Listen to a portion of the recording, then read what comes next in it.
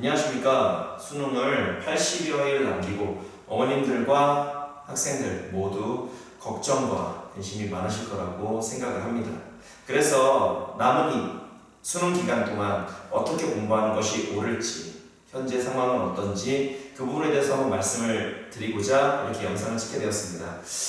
일단 2021년도 고3 학생들의 현 상황은 가장 대표적인 단어 하나가 코로나죠. 이 사회를 관통하고 있는 저 단어가 우리 고3 학생들에게도 어마어마한 영향을 미쳤습니다. 일단 코로나가 창궐을 하면서 대학 입학 신입생들이 학교를 안 가게 되면서 이럴 바에야 재수하자 하면서 재수생의 수가 급격하게 증가를 했습니다. 그리고 그것뿐만이 아니라 고3 학생들한테 영향을 미친 게 1학기 때 잘 기억하시는지 모르겠지만 중간고사와 기말고사가 작년에 비해서 상대적으로 쉽게 나왔습니다. 중간, 기말 시험의 난이도가 하락을 했습니다. 그러면 단순히 하락을 한 게 뭐가 문제냐? 하락을 선생님들이 쉽게 낸다 하니까 그 전까지의 선배들은 실제로 중간고사 대비를 하면서 고3의 기출문제와 수능 문제와 평가원 기출문제를 정말 많이 풀어봤었습니다. 그러나 지금 올해 고3들 같은 경우는 쉽게 나온다는 말 속에서 수능 특강만 풀었기 때문에 상대적으로 심화 문제를 푸는 양이 줄어들었습니다. 이게 굉장히 큰 요인으로 작용을 하게 될 겁니다. 그리고 변화된 입시제도는 지금 무슨 말씀이냐면은 이 얘기가 있죠. 뭐냐면 블라인드 제도가 있습니다. 블라인드 전형이라고 하면 학교 가리지 않습니까? 그런데 공공연한 비밀이었던 게 그동안에는 이 근처에 있는 학교들은 대학교에서도 이 근처에 있는 학교네? 그러면은 누구나 다 비밀이었지만 누구나 다 알 수 있었던 게 외 지역, 다른 지역에 같은 등급의 아이들보다 좋은 대학을 갔다는 게 공공연한 다 아시는 사실이었죠. 그런데 대학에서 고등학교의 이름을 가리고서 전형을 바라보면은 이제 남는 거는 숫자밖에 없습니다. 얘가 몇 등급이었는지, 얘가 몇 등인지 그것만 관심이 있지 고등학교를 못 보거든요. 그렇기 때문에 이 자체가 이 근처에 있는 학교들에서 대학 입시의 불확실성이 굉장히 증가를 합니다. 그동안에 2등급이었다면 어느 정도 대학까지는 내가 바라볼 수 있어. 그런데 이게 블라인드가 우리에게 어떤 영향을 미칠지를 우리가 확실할 수가 없기 때문에 똑같이 작년하고 2등급이라 하더라도 내가 확신을 할 수 없게 된 겁니다. 내가 수시에서 그걸 뚫을 수 있을지, 그렇게 안 되면 정시를 밀려야 되는데 그럼 내가 어떻게 될지, 이게 불안감이 증가하게 되는 거죠. 그리고 최저 기준이 낮아지게 되면서 어떤 일이 생기냐? 그동안에는 학교 내신은 괜찮았지만 최저를 못 맞췄던 친구들이 최저를 맞추게 될 확률이 높아집니다. 그렇다는 얘기는 내가 수능 점수가 조금 처져도 내신이 괜찮으면 대학을 가는데 이 지역의 고등학생들한테는 불리한 사실입니다. 그리고 커리큘럼이 굉장히 불리합니다. 누구에 비해서 불리하냐? 재수생들에 비해서요. 그러면 재수생들은 어떻게 됐었냐? 얘는 미적과 확통을 언제? 2학년 때까지 마무리 지었습니다. 그러면 3학년 그리고 재수까지를 합쳐서 2년 동안을 문제풀이와 심화를 돌리게 된 겁니다. 그러나 현재 고3 아이들은 어떤 일이 생겼냐? 특히 미적을 끝내고 나면은 5개월 있다가 수능을 보게 됐죠. 그리고 더군다나 확통을 3학년에 한 학교들이 있죠. 그런 학생들은 미적과 확통, 수능의 3과목 중에서 2과목을 3학년 1학기 때 마무리 지으면서 5개월 있다 수능을 보게 된 겁니다. 그러면 2년 동안을 문제풀이한 친구들과 5개월 동안 문제풀이를 한 친구들은 당연히 다르겠죠. 이거는 객관적인 시간 자체가 다른 겁니다. 그랬을 때 우리가 이 갭을, 이 불리함과 불확실성을 어떻게 처리할 수가 있느냐? 내가 짧은 시간 동안에 저 시간을 따라잡아야 된다는 거죠. 그러면 여기서부터 우리가 시작해야 되는, 우리가 하나의 테마, 키워드가 바로 효율이죠. 내가 5개월 동안 해야 되는데, 그래서 2년 한 사람들을 따라잡으려면 5개월 동안 2년치의 학습량을 만들어내야 되는 겁니다. 그랬을 때 효율적이라는 부분은 여러 가지로 접근할 수가 있습니다. 실제로 내가 기출문제를 푼다든지 어떤 대형 강의나 학원에서 킬러 문제를 풀었을 때 그냥 쭉 풀어가지고 내가 연습을 통해서, 훈련을 통해서 쌓아간다. 훌륭합니다. 그러나 시간이 오래 걸립니다. 그래서 효율이라고 하는 거는 이 문제를 완벽하게 분석한 사람이 이 문제에서의 가장 중요한 부분이 어느 부분인지 관점을 제공을 하는 겁니다. 관점. 즉, 우리가 고등학교 수학은 다 뻔합니다. 교과서 안에 있는 내용. 그럼 킬러 문제는 뭐냐? 레고 아시죠?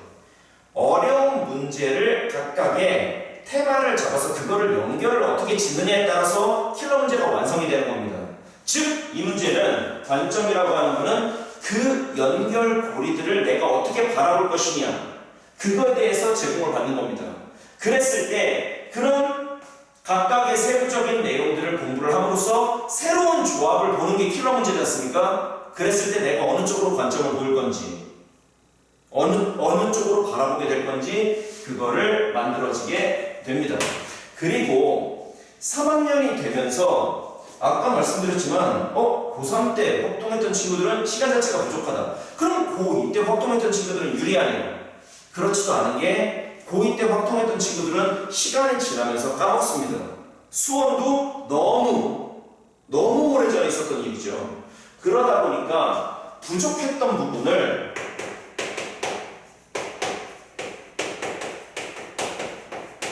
메꿀 때 내가 예를 들어서 삼가함수나 수원의 등차흡비수열 이런 부분이 갑자기 떠오르지 않아서 그걸 정리를 한다. 그런데 그 부분이 생각이 났을 때 대형강이나 인강에서 그 부분을 처리하기 쉽지가 않을 겁니다. 그래서 이 부분 같은 경우도 개인적인 도움을 받으면은 훨씬 더 신속하고 효율적으로 메꿀 수가 있습니다. 개인적으로요. 이런 부분들이 반드시 필요하게 됩니다. 그리고 역시 이런 부분들이 나타나게 됩니다. 우리가 단순히 문제를 푸는 게 아니라 그것과 비슷한 문제를 찾아가지고 연결을 할 때 우리가 유사 문제를 통해 가지고 그걸 이해되는지 확인하고 조건을 변형을 해보죠. 예를 들어서 어떤 시험에서 자연수 조건에서 문제가 나왔으면 실수로 바뀌었을 때, 유리수로 바뀌었을 때, 무리수로 바뀌면 어떻게 바뀌는지 그런 부분들을 충분히 그 상황에서 개인적으로 맞춤을 제공할 수 있는지, 그러면 그 문제에 대한 이해도가 훨씬 더 높아지리라고 생각이 됩니다. 그래서 이걸 통해서, 이런 부분들을 통해서 우리가 5개월 동안 2년을 따라잡아야 되는 겁니다. 그리고 여기서뿐만이 아니라 여기서 이제 말씀을 드리면 아까 저기 3번으로 써놨던 게 지금 대다수의 고3 학생들은 대형 강의를 거의 다 들을 겁니다. 그리고 이게 맞고요. 그러면 이 대형 강의는 장점이 뭐냐? 어마어마한 콘텐츠가 있습니다. 실제로 큰 학원에서 시대인재나 메가스터디나 여러 곳에서 어마어마한 자본과 노력을 들여가지고 만든 콘텐츠가 분명히 있습니다. 그리고 수강생이 많다는 건 단점도 되지만 이거는 많은 수강생을 통해서 상대적인 위치를 판단하기가 굉장히 용이합니다. 이 말씀은 무슨 말씀이냐? 실제로 2명짜리, 3명짜리, 4명짜리 수업, 아주 소규모의 수업보다 1000명이 있으면 내 등수가 몇 등이겠구나. 그러니까 끊임없이 자극을 받습니다. 그 중에서 1등은 1명이거든요.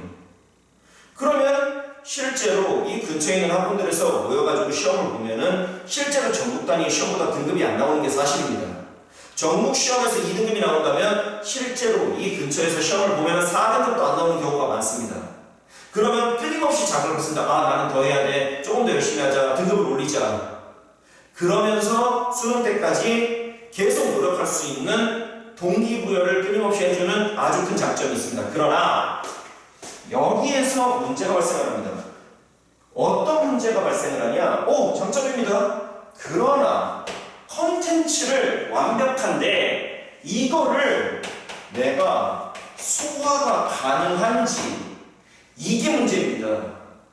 너무나도 좋은 음식이 있지만 그거를 내가 다 먹지 못하면 그림의 떡이죠. 그래서 이거를 소화를 할 수 있느냐, 이거를 누가 얼만큼 잘 소화해서 내 거를 만들어서 수능장에 가서 그거를 쏟아낼 수 있느냐, 그게 가장 중요한 거고, 그리고 이거에 또 단점이 있죠.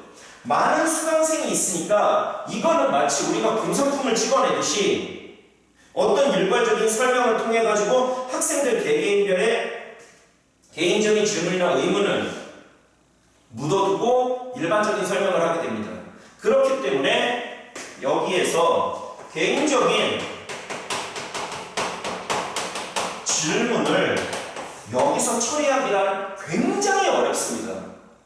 그래서 아까도 말씀드렸잖아요. 우리는 효율입니다. 처음부터 끝까지 잡고 들어가는 게 효율입니다. 5개월 안에, 5개월이 아니죠. 그건 수능 끝나고 지금 3개월도 안 남은 시간 안에 우리가 최대한 이 불확실성을 제거하기 위해서 확실한 수능 점수를 받아야 되는 겁니다.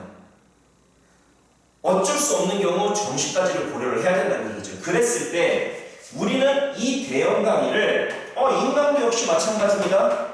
인강도 당연히 좋죠. 그러나 이것도 수화하고 개인적인 질문을 따라서 이 수업을 소규모의 클리닉 수업이나 질문이 가능한 수업을 통해서 얼마나 훌륭합니까? 얼마나 훌륭해. 상대적 위치도 알고 끊임없이 노력하게 되고, 그거를 정말로 완벽한 수업으로 이거를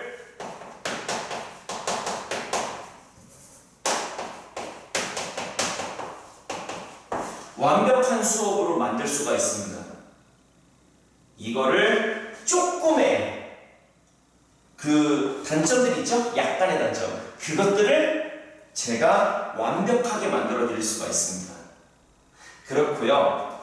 그리고 여기서 이제 중요한 게 하나가 나타납니다. 어떤 게 나타나냐? 여기 한번 볼게요.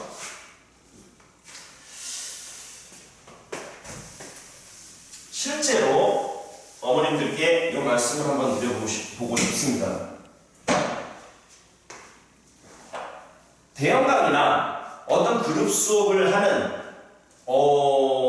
선생님들과 어떤 클리닉 수업을 하는 선생님들에서 이제 말씀을 드릴 때 어머님들이 클리닉 수업 선생님은 약간 좀 처지고 충분히 그럴 수 있다고 생각을 합니다. 그런데 강사의 입장을 잠깐만 말씀을 드리면요, 자기 교재로, 내가 만든 교재로 수업을 하면은 내가 다음번에 어떤 문제를 풀지, 어떤 개념을 설명을 해야 될지, 그 다음에 흐름과 문제의 유형들을 전부 다 아는 상태에서 수업을 진행을 합니다.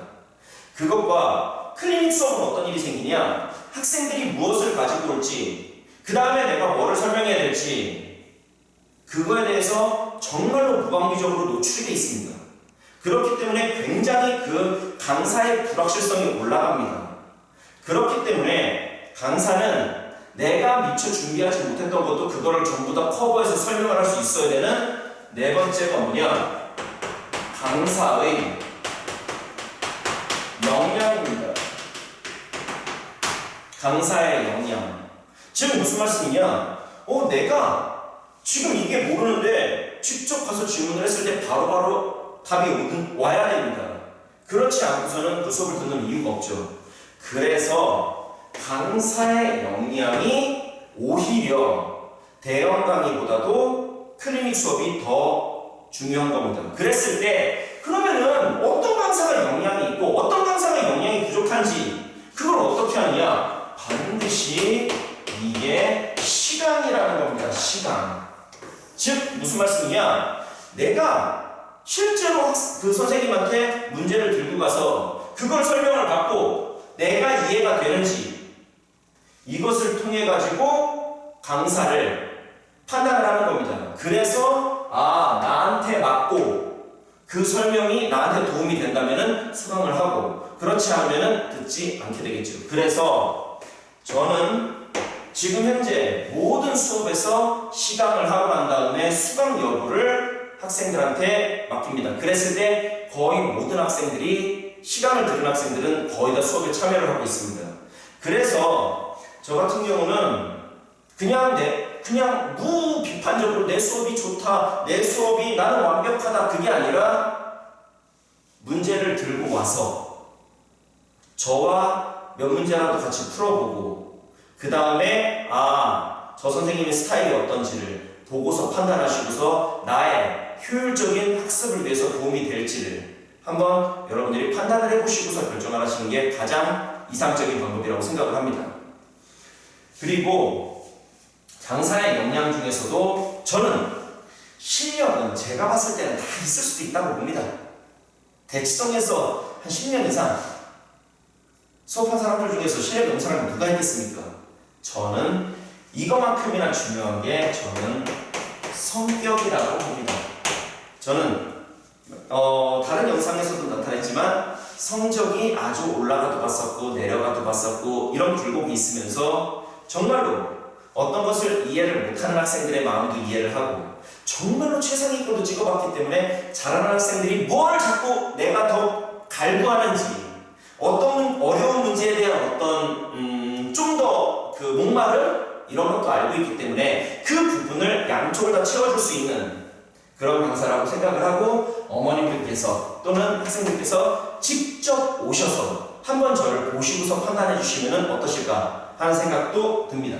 그러면 이제 마지막으로 그래서 학생들을 위해서 어떤 수업을 만들었냐. 현재 진행하고 있는 수업은 수요일날 저녁에 뭐가 있냐면 미적분 킬러 수업이 있습니다. 미적 킬러 수업에는 지금 현재로서는 그 모의고사, 평가원, 수능, 기출문제들을 킬러 문제 21, 29, 30번에 해당되는 문제들을 다루고 그 이후에 실제 시중의 기출문제나 여러 모의고사, 수능, 평가원, 기출문제 변형들을 같이 다뤄볼 예정입니다. 그리고 토요일날 저녁에는 수원, 확통에 대한 수업이 진행이 됩니다. 여기보다는 조금 난이도가 이제 조금 낮고 그리고 이 부분들을 편차가 굉장히 심합니다. 오래전에 썼어가지고 그래서 이 부분들이 정말로 구멍난 부분, 부족한 부분을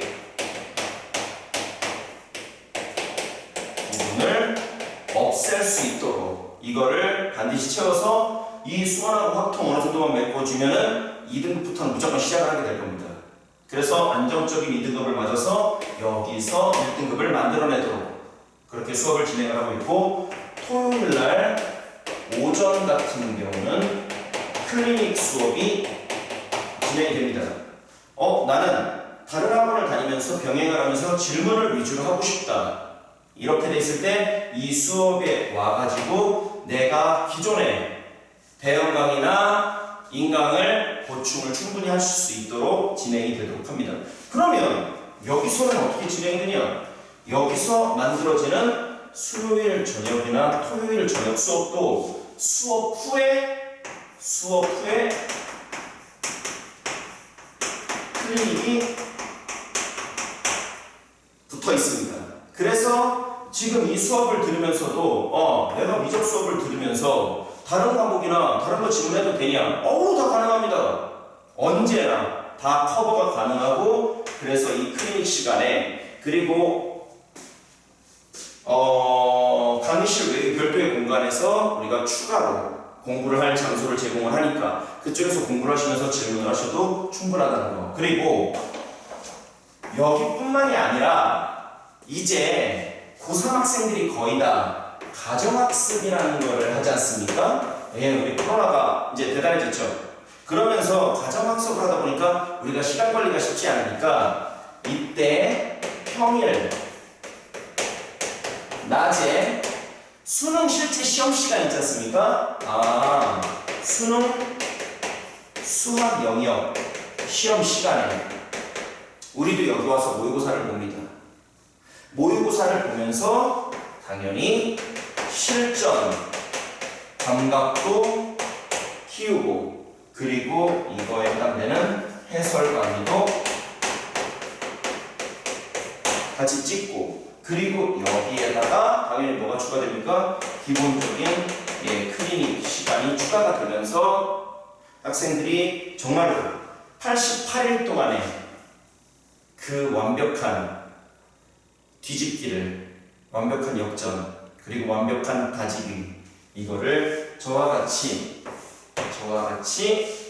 정말로 아름다운 12월이 됐으면 좋겠다는 마음으로 긴 영상 찍어 보았습니다. 어머니들께서 또는 여러 학생들께서 정말로 올 겨울이 따뜻한 겨울이 되었으면 정말로 좋겠습니다. 긴 영상 시청해 주셔서 진심으로 감사를 드립니다.